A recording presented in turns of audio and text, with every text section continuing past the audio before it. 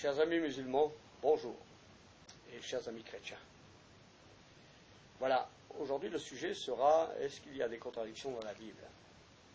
Les musulmans m'envoient des tonnes de contradictions et je dois élucider certains mystères avec eux. Souvent les musulmans prennent un texte, le sortent hors de son contexte et nous disent voilà, il y a une contradiction. Ils ne réfléchissent pas, en fait, au texte. Ils ne cherchent que la contradiction. Ils font fi du contexte. Nous allons prendre un exemple. On m'a envoyé dernièrement une soi-disant prétendue contradiction, et je vous la lis. Est-ce que Dieu nous demande de boire de l'alcool pour oublier nos soucis? Ça, vous le trouvez dans Proverbes chapitre 31, à partir du verset 6.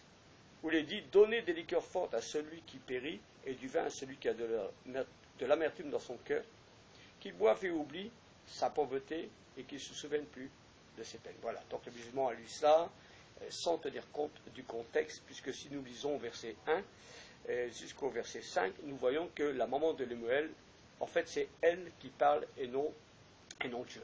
Dieu n'enseigne pas au roi Lemuel de boire du vin, non. Au contraire, ne livre pas ta vigueur aux femmes et ne bois pas des liqueurs fortes ni du vin. Donnez, donnez, donnez. C'est ce que Lemuel disait. Lemuel était roi, gouverneur, et il avait des problèmes, son peuple avait des problèmes, et il leur dit, allez, buvez du vin, oubliez. Et la mère lui dit, non, Lemuel, ce n'est pas de cette manière que tu dois agir. Agis avec justice. Voilà donc une première contradiction, parce qu'on ne tient pas compte du contexte, on prend deux versets de la Bible, et puis paf, voilà, on tombe dans l'erreur, et on endoctrine les gens dans l'erreur. Alors il faut faire très attention en lisant la Bible. Deuxième contradiction, c'est dans le livre de la Genèse, au chapitre 6. Et le musulman me dit, mais Dieu se repent. Est-ce que Dieu se repent? Cela m'intrigue. Je vais donc lire le texte. Je le lis en hébreu. Et en hébreu, je constate en fait que le mot repentance est plutôt le mot regretter. Vous savez, il y a des synonymes. Et le mot repentance est ici un synonyme. Non pas repentir de ses péchés, mais regretter amèrement d'avoir créé l'homme. Puisque si nous lisons le Coran et la Bible, nous constatons que Dieu a envoyé le déluge sur la terre et qu'il a détruit tous les animaux et tous les êtres humains qui ne sont pas entrés dans l'arche.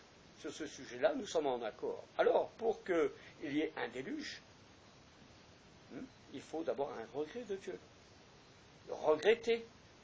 Est-ce que Dieu ne pouvait pas prévoir tout cela? En tout cas, le Coran nous dit que l'Éternel regretta et envoya le déluge. C'est écrit dans le Coran et dans la Bible. Donc, le mot repentir n'est pas se repentir de ses péchés, mais regretter d'avoir créé l'homme et ensuite d'envoyer le déluge. Donc nous voyons que, en fait, ici, c'est simplement une contradiction apparente dans le verbe repentir. Je me repens, tu te repens.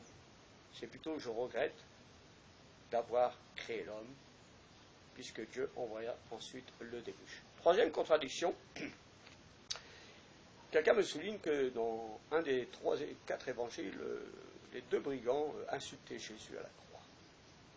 Effectivement, c'est vrai. Dans un des 4 évangiles. Mais dans les 3 autres, on indique que l'un des brigands s'est repenti. Là, voilà, là, vous avez la vraie repentance. Il s'est repenti. Alors, est-ce qu'il y a une contradiction? Non. Il y a simplement un complément d'information. Combien de temps s'est-il déroulé entre le temps où les 2 brigands ont été crucifiés avec Jésus, et le temps où tous les 2 sont morts, ainsi que Jésus? Est-ce que l'un des brigands ne pouvait pas changer d'avis? Est-ce que l'un des brigands n'a-t-il pas été touché par les paroles de Jésus qui dit « Père, pardonne-leur, car ils ne savent pas ce qu'ils font » Est-ce que les brigands n'ont pas été touchés par ce qu'on disait sur lui? L'un s'est repris, tout simplement. Il y a un complément d'information. Je connais des chrétiens qui, avant même de mourir, étaient des païens, et se sont repentis dans l'heure qui précédait leur mort. On m'a même raconté l'histoire d'un musulman qui est mort en direct, on l'a filmé.